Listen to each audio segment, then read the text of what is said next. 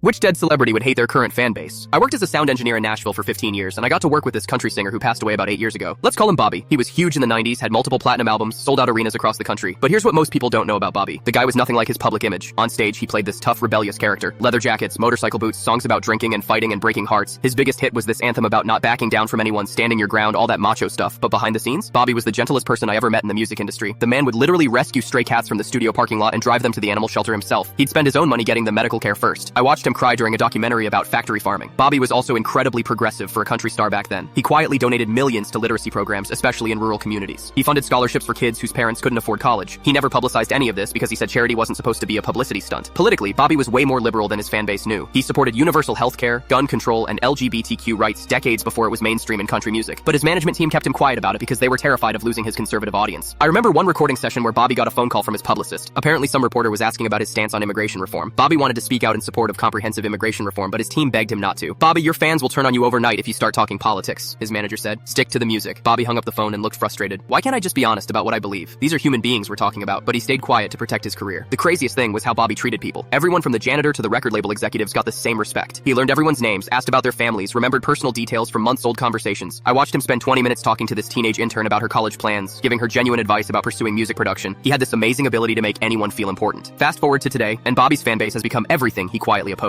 His songs get played at political rallies supporting causes he would have hated. People wave his lyrics around as symbols of exactly the kind of divisive thinking he spent his private life fighting against. His biggest hit, that tough guy anthem, is now used by groups promoting violence and intolerance. They blasted at protests while carrying signs with messages Bobby would have found disgusting. Social media pages dedicated to his memory are filled with conspiracy theories and hate speech. Last month, I saw someone had made Bobby's face into a meme supporting some politician's anti-immigration stance. The irony was sickening. Here was a guy who secretly funded legal aid for undocumented families, and now his image was being used to promote the exact opposite. His estate tries to control how his music gets used, but once songs become cultural anthems, there's only so much they can do. Bobby's widow told me she stopped reading the comments on his tribute videos because they're filled with exactly the kind of hatred Bobby spent his whole life working against. The worst part is seeing his music videos getting millions of views from people who completely misunderstood what he stood for. They see the leather jacket and hear the tough lyrics, but they miss the entire point of who he actually was as a human being. Bobby believed music should bring people together, not divide them. He thought country music had a responsibility to tell honest stories about real people's struggles, not to promote ignorance or hate. If he could see what his fan base looks like now, he'd probably quit music altogether. He'd hate knowing that his art was being twisted to support everything he quietly fought against his entire career. The man who cried over homeless animals is now a symbol for people who lack basic empathy. It's probably the cruelest irony in modern music.